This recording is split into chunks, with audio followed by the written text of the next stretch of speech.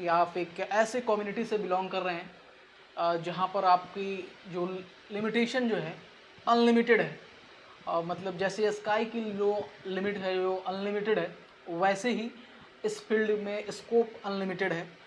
एक इंजीनियर जो है ना, वो एक आम इंसान से बहुत अलग सोचता है। और एक इंजीनियर जो होता है ना, मैं आपको बताना चाहता हूँ कि अगर वो सिर्फ कॉलेज में 4 साल रह लिया, तो अगर वो कुछ नहीं कर पाया ज़िंदगी में, सिर्फ रहा है उस कम्युनिटी में, सिर्फ रहा है, तो मैं ये दावे के साथ कह सकता हूँ कि वो आम इंसान से ज़्यादा कुछ अलग सोचता है। इतना तो है। हाँ, अगर थोड़ा सा ब्रेनी है और कुछ अलग सोच रहा है पहले से ही, जब वो गया है जिस पर्पज़ से, तब तो वो बहुत कुछ अच्छा कर जाएगा, बहुत कुछ अच्छा कर जाएगा। और कहीं कहीं आप देखते होंगे कि कोई इंजीनियर्स होता है जो ट्रेड लिया मैकेनिकल इंजीनियर, लेकिन वो काम कर रहा है आईटी में। कोई आईटी लिया लेकिन काम कुछ और कर रहा है। तो ये जो पास आउट होने के बाद इतना एनर्जी और इतना पेशेंस, इतनी जो स्टार्टअप को लेकर एनर्जी जो है, वो कहाँ से आती है पता है? वो 4 साल जो एक इंजीनियर स्पेंड करता है ना, तो वो बहुत कुछ सीखता है, लाइफ सीखता है। और उसका एक्सपेरिमेंटल जो एग्जाम्पल है, वो आपको दिखता है उसके काम में। ये प्रैक्टिकल दुनिया है, इंजीनियरिंग जो है ना, वो प्रैक्टिकल दुनिया है। बहुत सारे लोग कहते हैं कि मतलब कि वो बेकार है, प्राइवेट कॉलेज से इंजीनियरिंग कर रहा है। तो मैं उनको बता देना चाहता हूँ कि कॉलेज एक प्लेस है जहाँ पर वैसा माहौल क्रिएट होता है।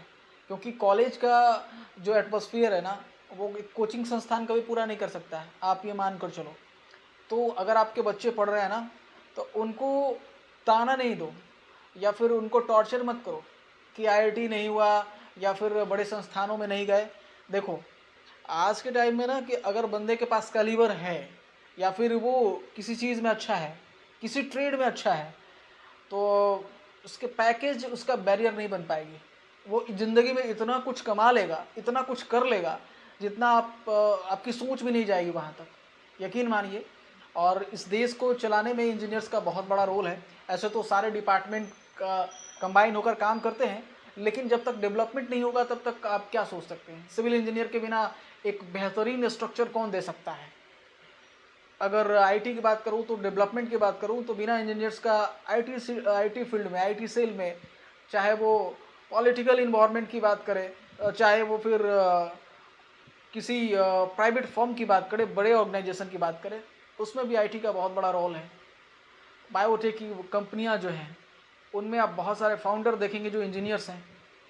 यहाँ वो छोड़िए, आपको एग्जांपल देता हूँ कि जो लोग दूसरे फील्ड में हैं, उनका इस फील्ड से कोई वास्ता नहीं था, तो इंजीनियर्स आपको उस फील्ड में भी टॉप ऑफ पोजीशन पे मिलेंगे देखने को।